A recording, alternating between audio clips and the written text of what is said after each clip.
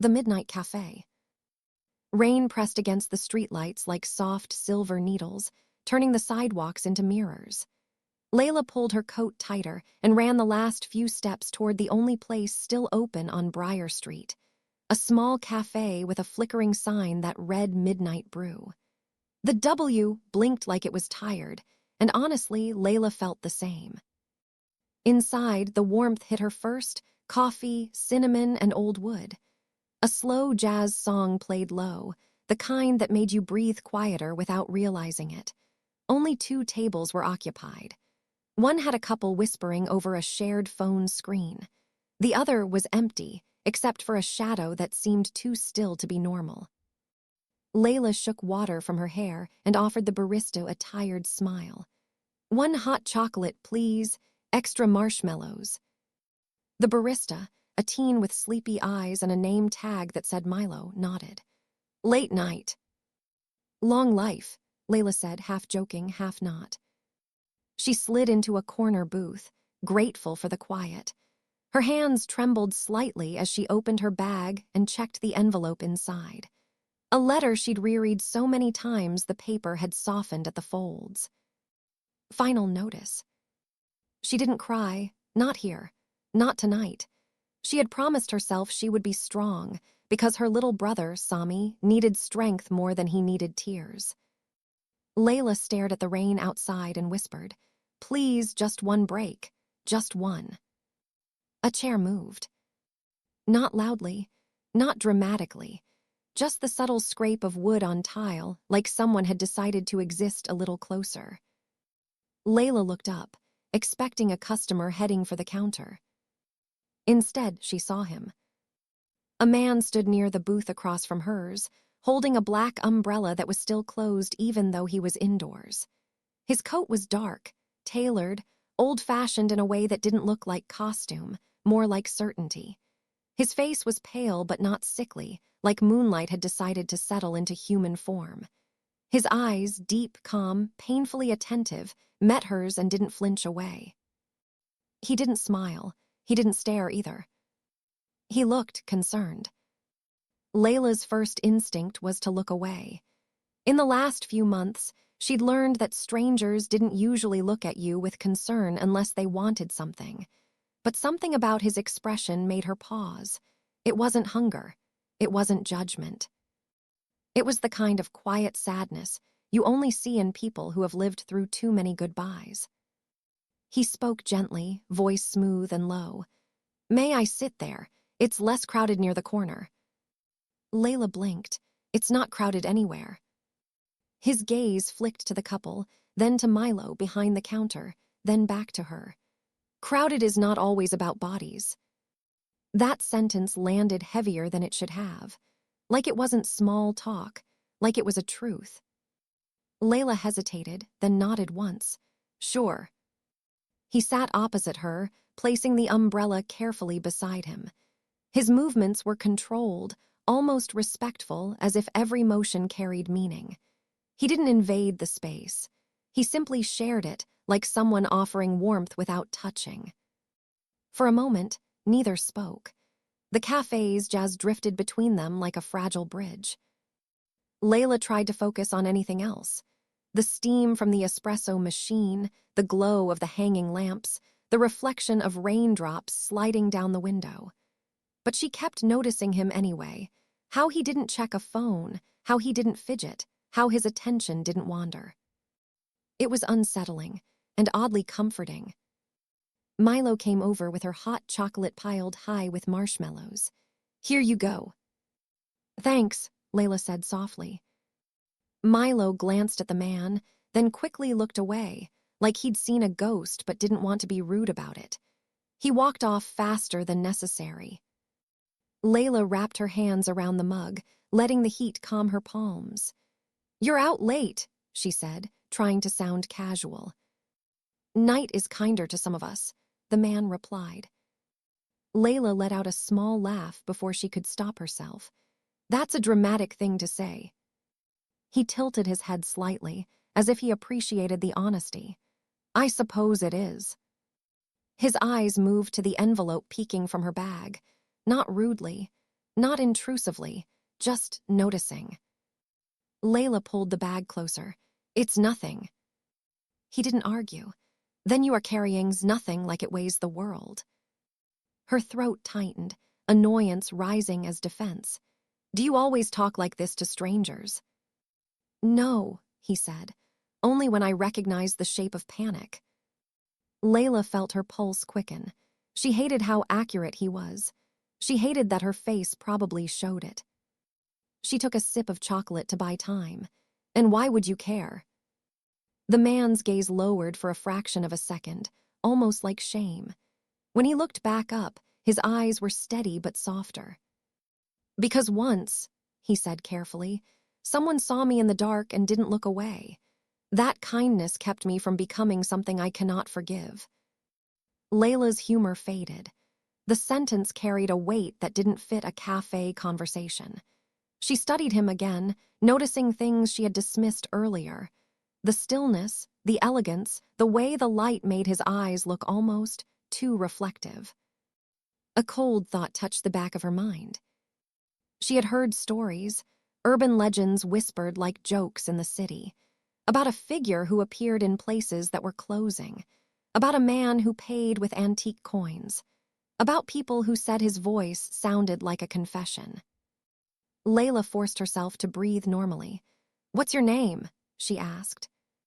He paused, and for the first time something like uncertainty crossed his face, as if his name carried consequences. "Adrian," he said at last, "and yours?" "Leila." "Leila," he repeated, like he was trying to memorize the sound. A beat of silence passed. Then he leaned forward just slightly, his voice dropping to something more intimate, still calm but urgent in a quiet way. "You should not go home tonight," he said. Leila stiffened, fear sharpening her words. "Excuse me." He didn't react to her suspicion. He nodded once, almost sadly. "There is someone outside, watching the door. He is not here for coffee." Leila's stomach dropped. Her first instinct was to glance toward the window, but she stopped herself. Her brother had taught her that if you thought someone was following you, you didn't confirm it with your eyes like a frightened animal. "You're trying to scare me," she whispered. Adrian's expression didn't change, but his gaze became even more focused, as if he were listening to something Leila couldn't hear. The rain, the street, the breathing of strangers, everything. Then he said, so quietly it almost blended with the jazz, "Leila, I can hear his heartbeat." Her skin went cold. No normal person said that, not with that seriousness, not with that certainty. Leila's voice barely worked. "What are you?" Adrian's jaw tightened, and for a moment she saw something old behind his eyes, something disciplined, restrained, like a storm held behind a locked door. He didn't answer directly. Instead, he reached into his coat and placed something on the table between them, a small, worn coin with a symbol she didn't recognize. It looked ancient, like it had been passed through too many hands and too many centuries. "If you trust me," he said, "take that coin and keep it in your pocket. Do not show it to anyone, not even your brother." Leila's heart thumped painfully. "Why would I trust you?" Adrian's gaze softened again, and when he spoke, his voice sounded like someone choosing humility over pride. "Because I am trying," he said, "to be the kind of monster who does not create monsters out of frightened people." Leila stared at him, the coin, the cafe door. The warmth of the chocolate suddenly felt far away. Then the bell above the entrance rang.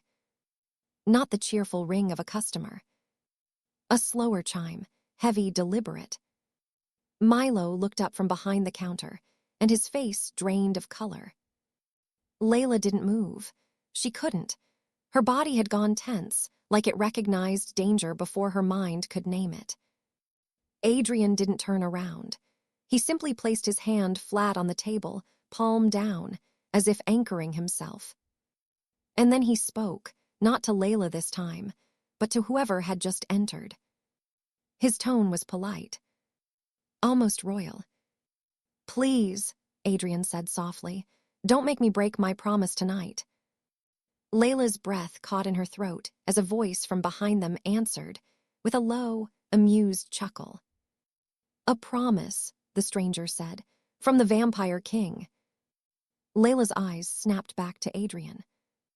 Vampire King. The words rang in her skull like a warning bell, and yet Adrian's expression wasn't hungry or cruel. It was protective. And he looked at Leila as if she mattered. As if her life was suddenly part of a much older war. Adrian's fingers nudged the coin toward her, just an inch, but the gesture felt like a lifeline. Leila's hand hovered over it, shaking. Outside, thunder rolled like something waking up. And the stranger's footsteps began to move closer. Leila had one choice to make: trust the Vampire King or face the darkness alone. The footsteps stopped close enough that Leila could smell cold rain and something sharper, like metal left out in winter. She kept her eyes on Adrian's hand, on the steady way his fingers rested on the table, as if calm was a decision he made every second. Leila slid the coin into her pocket with a clumsy motion, trying to make it look casual even though her pulse was sprinting. The metal felt strangely warm against her skin, like it had been waiting for her touch. Adrian's gaze lifted at once, a quiet signal that he'd noticed and approved. Milo stood frozen behind the counter, gripping a rag in both hands as if it could turn into a weapon. The couple at the other table had gone silent, their heads bent together, pretending they didn't exist. Adrian finally turned to face the newcomer. The man by the door looked ordinary in the most unsettling way. Mid-30s, clean jacket, polite posture. The kind of face you might trust to hold a door open for you. But his smile didn't reach his eyes, and his eyes didn't blink often enough. He gave Adrian a shallow bow. "Your Majesty," still playing human. Adrian's voice stayed gentle, but it cooled by a degree. "Still hunting the weak, Lucian." Lucian chuckled and stepped closer, hands visible, palms open, performing innocence. "Hunting? No, I came for a conversation. And perhaps—" His gaze slid to Leila like a blade that didn't cut skin, only courage. "A reminder to you." Leila forced herself to speak. "I don't know either of you. I'm just having hot chocolate." Lucian looked delighted, as if she'd told him a joke. "That's the funniest thing I've heard all night." Adrian didn't raise his voice. He didn't threaten, but something about his stillness changed, like a door quietly locking. "You're scaring her," Adrian said. Lucian's smile widened. "No, Adrian, life scared her first. I'm just familiar." Leila felt anger flare beneath the fear, anger at being seen like prey, anger at her own shaking hands. "What do you want?" she asked, surprising herself with the steadiness of her voice. Lucian's eyes gleamed. "From you, nothing, you're not the point." He leaned forward slightly, speaking past her to Adrian. "I want you to remember what you are. Kings don't sit in cafes with broken-hearted girls. Kings take what they need." The air felt heavier, like the cafe had sunk an inch into the ground. The jazz song continued, absurdly cheerful in the background, as if the saxophone hadn't gotten the memo that a nightmare was standing near the sugar packets. Adrian exhaled, slow and controlled. "I do remember what I am," he said. "That is why I'm careful." Lucian's gaze narrowed. "Careful," he repeated, tasting the word like it offended him. "You used to be fearless." A flicker crossed Adrian's face, so fast Leila might have imagined it. Regret. Not the soft kind. The kind that leaves scars on the inside of your ribs. Adrian looked at Leila then, not to involve her, but as if he needed to. His eyes held a message without words. "Stay calm. Stay with me. You're not alone." Leila swallowed. Her mind raced through the impossible. Vampires, kings, promises, heartbeats. She wanted to run, but her legs didn't trust the floor. She wanted to scream, but she didn't want Lucian to win the satisfaction of it. Lucian took another step. "Let me show her," he said lightly. Let her see how close the dark really is. It's educational. Milo's voice cracked from behind the counter. Hey, sir, if you're bothering customers, you need to leave. Lucian turned his head toward Milo with theatrical surprise. Oh, how brave. Leila's chest tightened. Milo was just a kid. Sleepy eyes, cheap name tag, hands that probably shook the same way hers did. He was trying to be good, trying to do the right thing in a world that didn't reward it. Adrian spoke before Lucian could say anything else.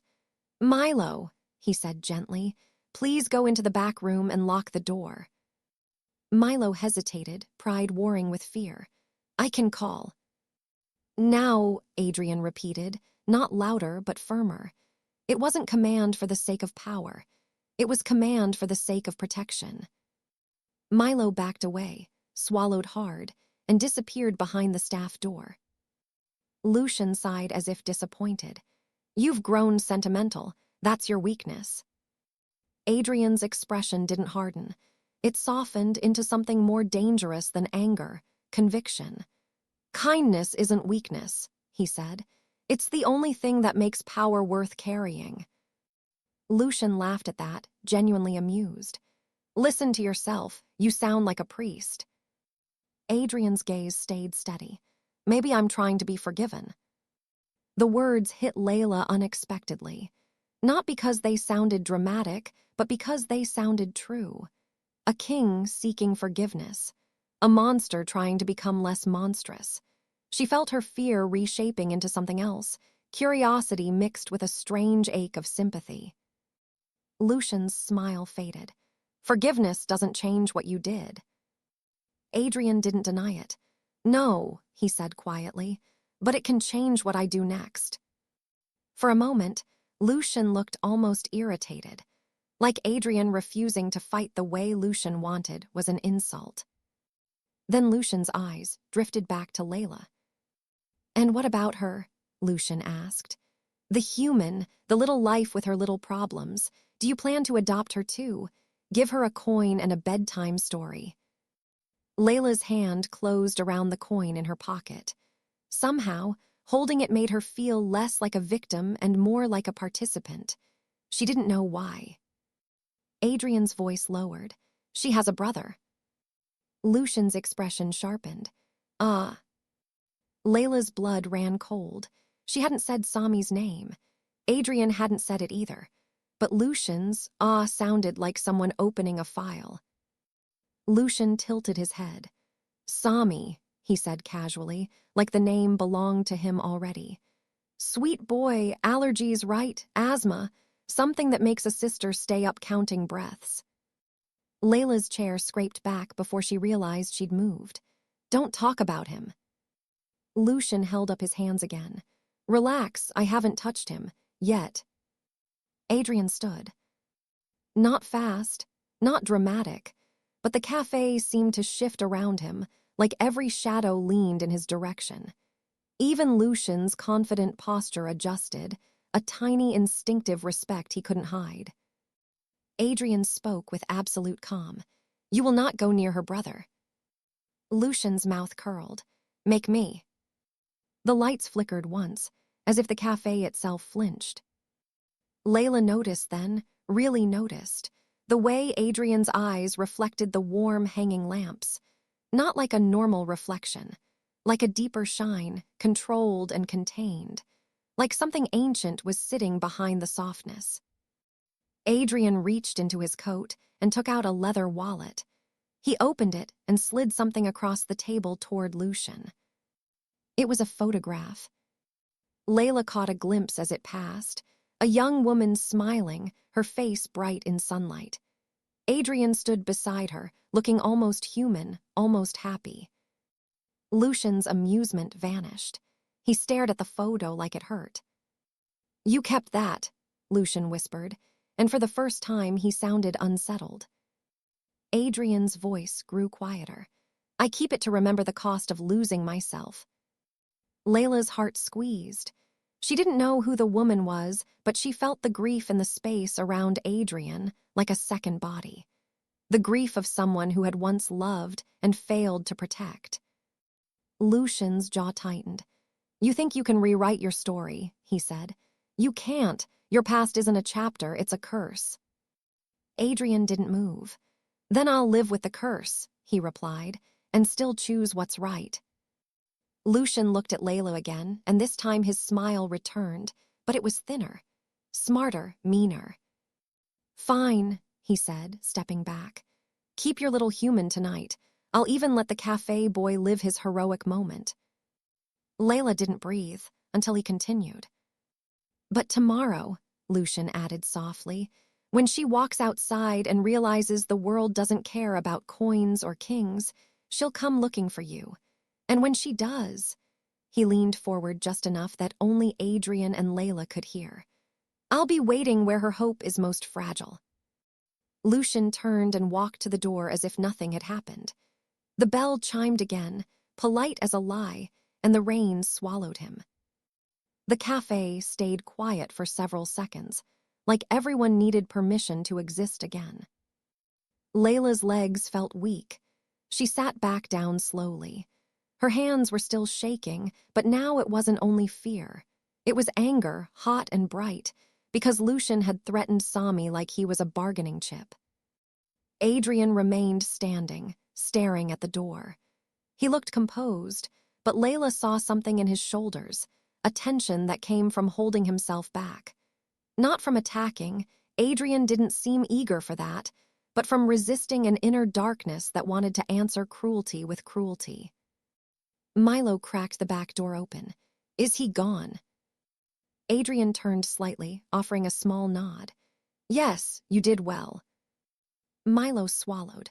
"I didn't do anything." "You tried," Adrian said. "That matters."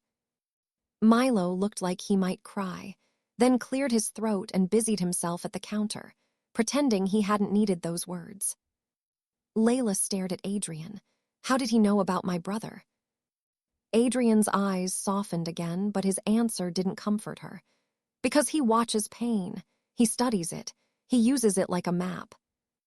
Leila's voice broke despite her effort. Then he could already be near Sami. Adrian stepped closer, careful not to crowd her. "Listen to me," he said. "Lucian enjoys fear more than victory. If he wanted harm, he would not have warned you. He wants you to panic. He wants you to make a mistake." Leila wiped her eyes quickly, angry at herself for letting them show.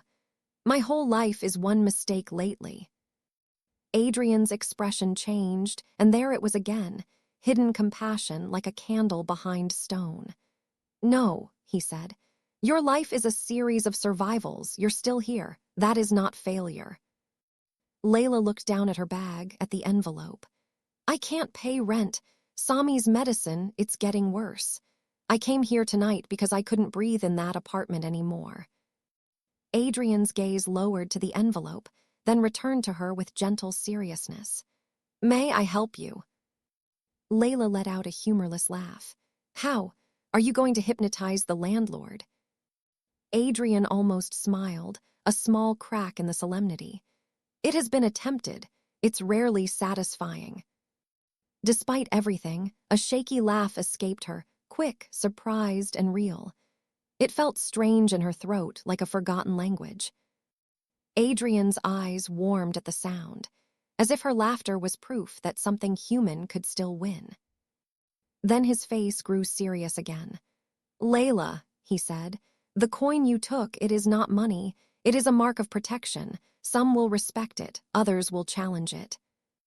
Leila's hand went to her pocket. "So I'm a target now." "You were already a target," Adrian said softly. "To the world, to despair. Lucian only named it." Leila stared at him, suddenly furious at the universe. "Then why give me this? Why drag me into your war?" Adrian's voice dropped to a confession. "Because you were about to be alone tonight, and I promised myself I would never watch another person drown silently in front of me." The cafe lights stopped flickering. The rain eased into a steady whisper. The moment felt almost tender until Leila's phone buzzed on the table. A message. From an unknown number. Leila's stomach turned as she opened it. A photo loaded slowly, pixel by pixel. Sami, asleep on their couch, his inhaler on the floor beside him. And beneath the photo, a single line of text. "Tell the king to come home." Leila's hands went numb.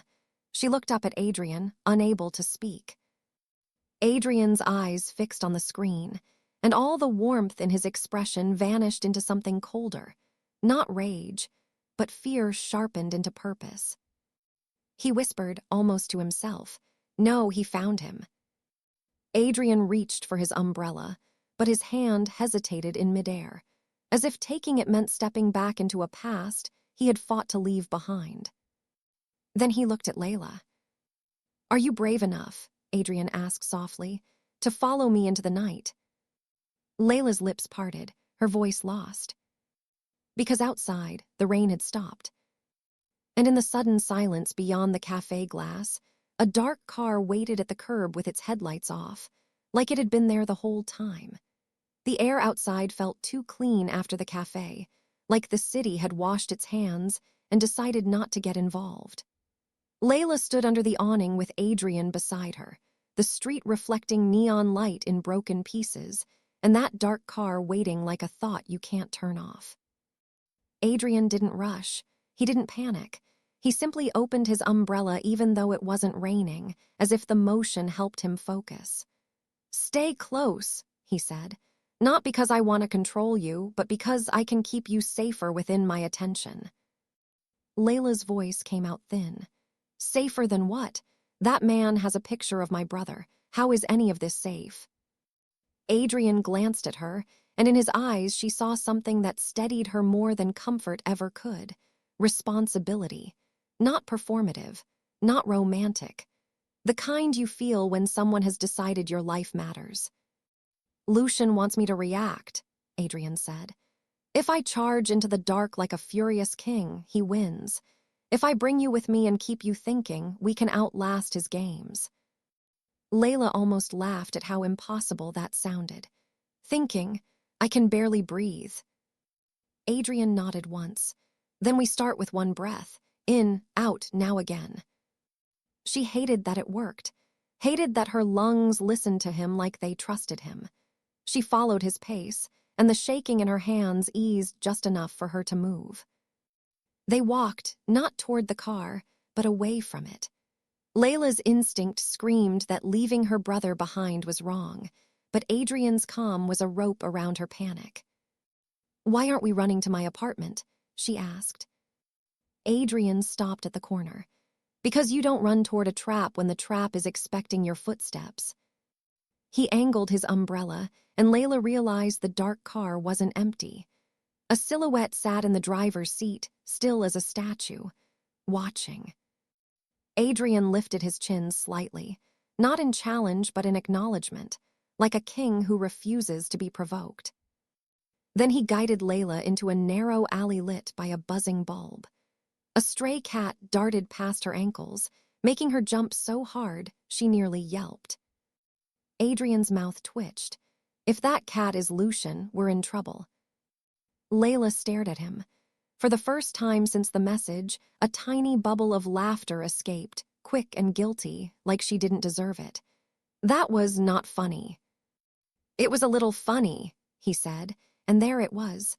A faint, almost boyish warmth behind the ancient composure. Like humor was a door he didn't open often, but he remembered where the handle was. They reached a small door marked deliveries behind an old bookstore. Adrian knocked in a strange rhythm, 3 soft taps, a pause, 2 more. A woman opened it. She was older, with silver hair pinned neatly and eyes sharp enough to cut glass. She looked at Adrian like she'd known him in another century. "You're late," she said. "I'm careful," Adrian replied. Her gaze snapped to Leila. "Human."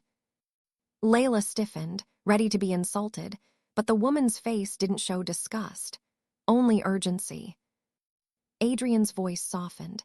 "This is Leila. Lucian has her brother." The woman's expression changed at the name Lucian. "Then bring her in, quickly." Inside, the air smelled of paper and herbs, like someone had tried to make a sanctuary out of ordinary things. Candles glowed on shelves beside stacks of books. Not a Gothic cave, not a palace, just a hidden room built by people who believed safety could be handmade. The woman locked the door. "I am Isadora," she said to Leila, then to Adrian. "You're risking everything." Adrian's answer was immediate. "Yes." Leila turned to him. "Who is she?" Adrian's gaze didn't leave Isadora.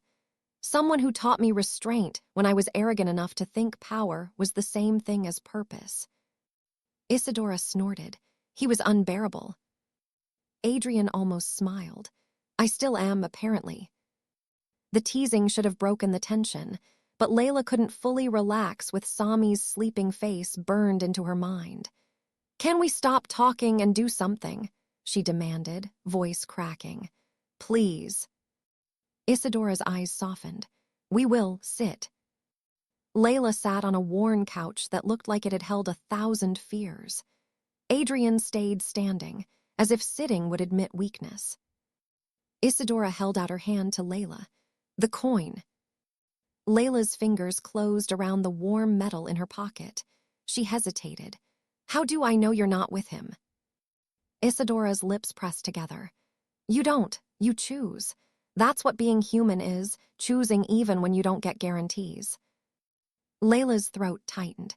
Slowly, she placed the coin in Isadora's palm. Isadora turned it over, revealing a faint symbol that looked like a crown wrapped in a vine. "This is Adrian's seal," she said. "It announces protection and also responsibility. Whoever carries it is under his care." Leila's eyes flicked to Adrian. "So I'm officially your problem." Adrian's voice was quiet. "You always were, the moment I sat down at your table." That should have felt frightening. Instead, it made something inside Leila loosen, because being a problem sounded better than being invisible. Isadora reached under the coffee table and pulled out a small, old radio. She adjusted a dial until a low hiss became a whisper of sound. Not music, signals. Leila frowned. "What is that?" "A human network," Isadora said. "People who keep their eyes open. Delivery drivers, night nurses, janitors. Kind souls who don't like predators in their city." Leila blinked. "Humans." Isadora's voice held dry pride. "Yes, not every fight belongs to monsters." Adrian's gaze shifted to Leila. "Lucian counts on humans feeling powerless. That is his favorite lie." The radio crackled and a man's voice came through. "Isadora, you there? There's a black car circling near Briar. Lights off. Same plate as last week." Isadora answered calmly. "Copy, keep distance." Leila's heart pounded. "Last week." Isadora glanced at Adrian. "Lucian has been testing borders. He's hunting for leverage." Leila stood abruptly. "My brother is leverage." Adrian stepped closer, lowering his voice. "Leila, look at me." She did, and it felt like stepping onto a bridge in a storm. "I can move fast," Adrian said. "I can break rules, but I will not do it at the cost of your brother's safety. We will be smart." Leila's eyes filled. "Smart doesn't matter if I lose him." Adrian's expression softened with something that looked like pain. "I know." He said it like he truly did, like he had once stood where she stood, begging the world not to take someone and hearing silence answer back.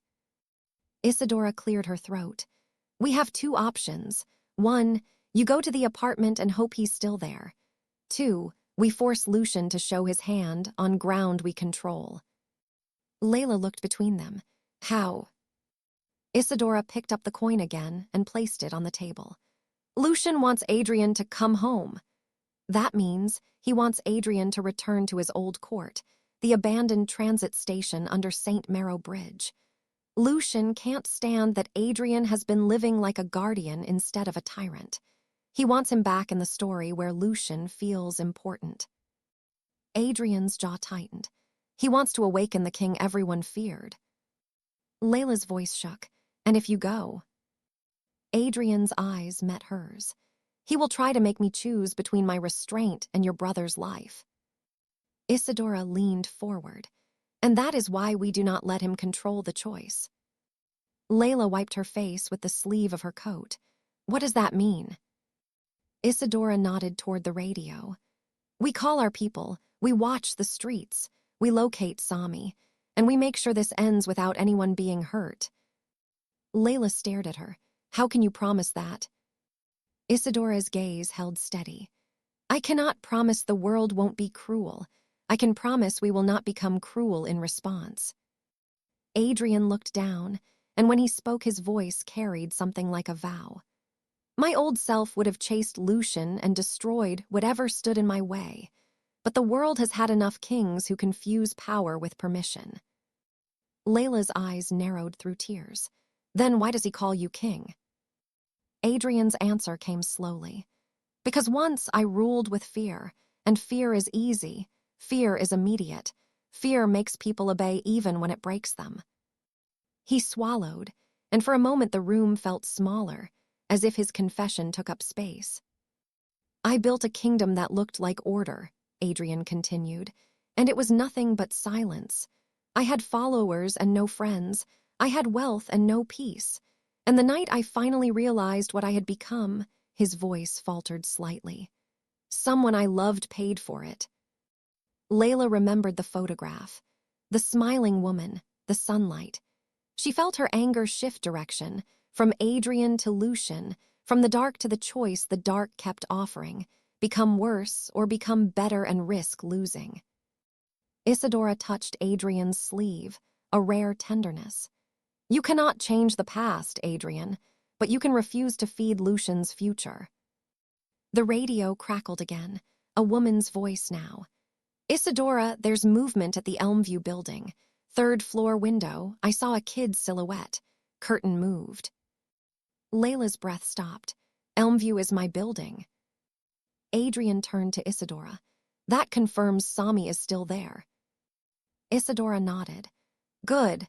Lucian is keeping him close as bait, which means we can reach him. Leila surged forward. Then let's go now. Adrian held up one hand, not to stop her but to steady her. We will, he said, but you need to hear me first. Leila's chest rose and fell fast. What? Adrian's eyes didn't shine with hunger. They shone with fear of failing her. If Lucian confronts us face to face, he will try to provoke me into losing control. The fastest way to protect you is not my strength. It is my restraint. Leila whispered, and if restraint isn't enough? Adrian leaned closer, voice like a secret meant only for her. Then you will be the one to remind me who I promised to become. Leila stared at him, stunned. Me. You, Adrian said. Because you're not here to be saved like a package on a doorstep. You're here because your love for your brother is stronger than fear. That kind of love anchors people. The room went quiet. Leila realized what he was asking, not for blind trust, but for partnership. A human voice beside a monster trying not to become monstrous again. Isadora opened a drawer and slid a small object across the table to Leila. A plain silver whistle on a cord. If you feel danger, you blow this, she said. Not for magic, for people, for help. Leila took it, fingers trembling. People will come. Isadora's smile was brief but real. Kind people do. They always have. They just need a signal. They moved through the back corridors of the bookstore, then out into the night through an alley that fed into a quieter street. Isadora stayed behind, already speaking into the radio, guiding unseen allies into position. Adrian and Leila walked fast but not frantic. The city around them felt like a stage holding its breath. Leila kept touching the whistle, the coin now back in her pocket, needing proof she wasn't dreaming. As they neared Elmview, Adrian slowed. I need you to do exactly what I say for the next few minutes, he murmured. Leila nodded, throat tight. They reached the entrance. The lobby lights were on. The security camera blinked red. Everything looked normal, which made it worse. Inside, the night guard, Mr. Han, sat at the desk with his head tilted forward, as if asleep. Leila's heart dropped. She rushed toward him. "Mr. Han." Adrian caught her wrist gently but firmly. "Wait!" He leaned in, listening, eyes focused. Leila's stomach twisted. "Is he?" "He is alive," Adrian said quietly. "Breathing slow, he's been persuaded." Leila swallowed. "So Lucian can control people." "Yes," Adrian said, "but he cannot control what's inside you if you refuse to surrender it." Leila looked at Mr. Han's peaceful face and felt anger bloom again. "He's using people like props." Adrian's voice hardened slightly. "That is his nature." They took the stairs. Adrian didn't use the elevator, and Leila didn't argue. Every step felt louder than it should have. On the third floor, the hallway smelled like old paint in someone's dinner. Ordinary life. That was what hurt the most, evil hiding inside normal walls. Leila's apartment door stood slightly open. Her mouth went dry. "I locked it." Adrian placed himself between her and the doorway. "Behind me." Leila's hands clenched. "My brother is in there." "And I am going to bring him out," Adrian said, voice steady. "I swear it." Adrian pushed the door open with 2 fingers. The living room lights were dim. The curtains drawn. Sami's small sneakers sat by the couch like always. The TV was off. The room felt too quiet, like it had been instructed to be still. Then a soft voice drifted from the darkness. "Adrian." Lucian stepped out from near the kitchen, smiling like he'd been hosting all along. He held Sami's inhaler in his hand and rolled it gently between his fingers, as if it were a coin. Sami sat on the couch, awake, eyes wide, hugging a pillow to his chest. He looked pale, confused, but not hurt. "Leila," Sami whispered, voice cracking. Leila surged forward. "Sami." Lucian lifted a finger in warning, not threatening, but commanding the room's attention. One step closer and the boy panics. Panic is bad for breathing, yes? Let's not create drama. Leila froze, hatred rising so hot she tasted it. Adrian's voice was calm, but each word landed like stone. "Leave the child out of this." Lucian sighed, as if Adrian was being unreasonable. "I didn't invite the child. You did when you handed her your seal. You made her your responsibility, so I simply visited your responsibilities." Leila's voice shook. "Why? What do you want?" Lucian turned to her with almost affectionate patience. "I want you to understand something, Leila. The world is a hunger. People take. Monsters take. The only difference is honesty." He looked back to Adrian. "And I want my king to stop pretending he's different." Adrian took one slow step forward, then stopped, careful, controlled. "You're afraid," Adrian said. Lucian's smile twitched. "Of what?" "Of being irrelevant," Adrian replied. "If I change, your cruelty loses its audience. You won't be the kingmaker, you'll just be a parasite." Lucian's eyes narrowed. For the first time, Leila saw real emotion there, wounded pride, sharp as broken glass. "You always were good with words," Lucian said softly. "That's why people followed you. You could make a cage sound like a home." Adrian's face tightened with shame, and Leila realized Lucian wasn't lying about the past. Adrian had done terrible things, maybe not with blood and gore, but with fear and control and broken choices. And now, he was choosing differently. Lucian held Sami's inhaler up. "Here is my offer. Come with me to St. Marrow Bridge. Stand in your old court. Speak as king again. Admit what you are, and I leave them alone." Leila's chest heaved. "No."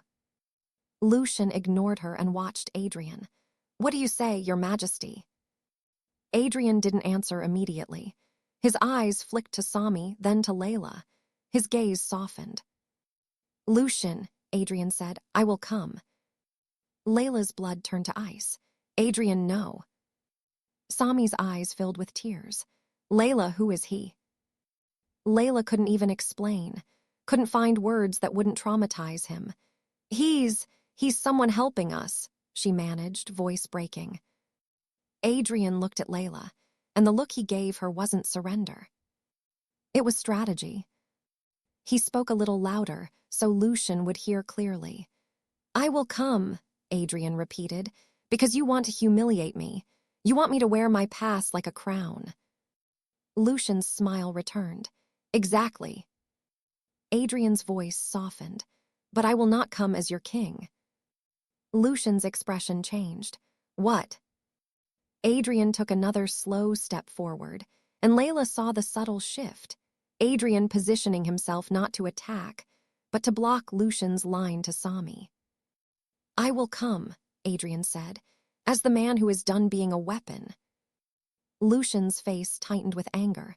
You don't get to retire. Adrian's eyes flashed, not with hunger but with a fierce, controlled light. Watch me. In one fluid motion, Adrian lifted his umbrella, still closed, and swung it downward, not at Lucian, but at the floor between them. The umbrella's tip struck the wood with a sharp crack. A burst of white powder puffed up, Isidora's herbs, hidden in the umbrella shaft, spilling like smoke. Lucian recoiled instinctively, coughing and blinking, momentarily thrown off. Now, Adrian said sharply to Leila, his calm finally becoming command. Take Sami and go. Leila didn't think. She moved. She rushed to the couch, scooped Sami into her arms. He was lighter than he should have been and pressed his head to her shoulder. Don't look, she whispered. Just hold on to me. Sami clung to her, trembling. I'm scared. I know, Leila said, voice cracking. I've got you. Lucian's voice cut through the haze, furious. You cheated. Adrian's reply was quiet and deadly serious. I learned. Leila ran for the door with Sami. Her legs felt like they were moving through syrup. Behind her, she heard a crash, furniture shifting, but not screaming, not violence like in movies. More like a struggle of wills, a battle of restraint versus provocation. In the hallway, Leila nearly collided with two people coming up the stairs. A woman in scrubs and a delivery driver holding a flashlight. Ordinary faces. Determined eyes. The woman in scrubs said, Isadora sent us. Is the kid okay? Leila nodded frantically. Yes, he's here. The delivery driver looked past Leila into the apartment, jaw tightening. Is that him? Leila didn't answer. She couldn't. The woman in scrubs took Sami's inhaler from her pocket. Leila hadn't even realized she still had it from her bag. Here, sweetheart, she told Sami gently. Breathe slow with me. In, out. Good. Leila blinked hard. People came. Kind people actually came. Up and down the stairwell, more footsteps sounded. Neighbors, helpers, the human network Isadora had promised. Not a mob, not chaos. A circle of presence of witnesses. Lucian didn't like witnesses. Leila realized that suddenly, the way you realize a bully hates an audience when the audience isn't laughing. From inside the apartment, Lucian's voice sharpened. You think a few humans can stop me? Adrian answered, and his voice carried into the hall like a bell. They don't need to stop you. They need to see you. Predators thrive in secrecy. Leila backed down the stairs with Sami, the nurse guiding them, the delivery driver scanning the hallway. Sami's face was pressed against Leila's shoulder. Leila, what's happening? Leila swallowed. Someone tried to scare us, she whispered. But we're not alone, do you hear me? We're not alone. They reached the lobby. Mr. Han was awake now, blinking in confusion, rubbing his eyes. Isadora stood near the entrance like she owned the building, speaking calmly to two other neighbors as if organizing a bake sale, not preventing a nightmare. Isadora saw Leila and nodded, relieved. Get him outside. Leila pushed through the front door into the cold night air. A few people waited on the sidewalk. A rideshare car had pulled up. The driver looked nervous but ready. "Take them," Isadora told the driver, pressing cash into his hand. "Elm Street Clinic first, then home with friends." Leila stared at Isadora. "Home? We can't go home." Isadora's eyes held certainty. "You won't go back alone." Leila's throat tightened. "What about Adrian?" Isadora's gaze flicked to the building. "He will do what he must, but he is no longer doing it alone, either." As if summoned by the words, Adrian appeared in the doorway behind them. He looked unchanged at first glance, still composed, coat neat, face calm. But Leila saw it, the effort in his eyes like he'd just held a door shut against a storm inside himself. Lucian did not follow. Adrian stepped out into the streetlight and breathed in slowly, as if he were relearning air. Leila rushed toward him, still holding Sami. "Are you okay?" Adrian's gaze dropped to Sami, and his expression softened into something almost unbearably gentle. "Hello," he said to Sami. "I'm Adrian." Sami stared at him with the blunt honesty of a child. "Are you like a superhero?" Leila almost laughed through tears. Of all the questions. Adrian paused, considering. "No," he said quietly, "but I'm trying to do something heroic." Sami nodded like that answer made sense. Then he whispered, "Thank you for not letting him take my sister." Adrian's throat worked as if he had to swallow emotion. "Your sister is very brave," he told him. Leila's eyes burned. She looked at Adrian, voice shaking. "Lucian, he'll come back." Adrian nodded. "Yes." Sami pulled back slightly to look at Leila's face. "Who was that man?" Leila hesitated, then chose the truth in the safest shape she could manage. "He was someone who likes to hurt people with fear," she said. "But he ran because people showed up." Sami frowned. "So he's a coward?" Adrian's lips pressed into the faintest smile. "Yes," he said, "in the way that matters most."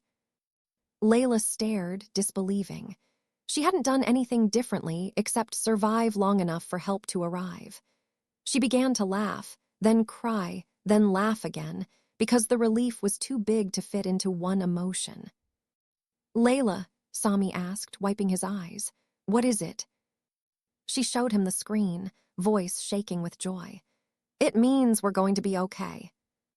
Sami leaned against her and whispered, "Good." Leila looked out at the city, lights sliding by, and thought about Adrian's coin in her pocket, warm, steady. A mark of protection, yes, but also a reminder. A reminder that power without kindness is just another kind of hunger. And that sometimes the most supernatural thing in the world is not a vampire king. It's a human being who refuses to give up. Far behind them, under the streetlight, Adrian turned his head slightly, as if he could sense the moment Leila's hope returned. Isadora asked quietly, "Will you really end Lucian without becoming what you were?" Adrian's gaze lifted to the dark line of St. Maro Bridge in the distance. The night wind moved his coat like a slow tide. "Yes," Adrian said, "not because I am strong, but because now I am accountable." He opened his umbrella again, though the sky was clear, and walked into the night, toward a final confrontation that would not be about violence, but about choice. Because kings are not measured by what they can take. They are measured by what they refuse to take, even when taking would be easier.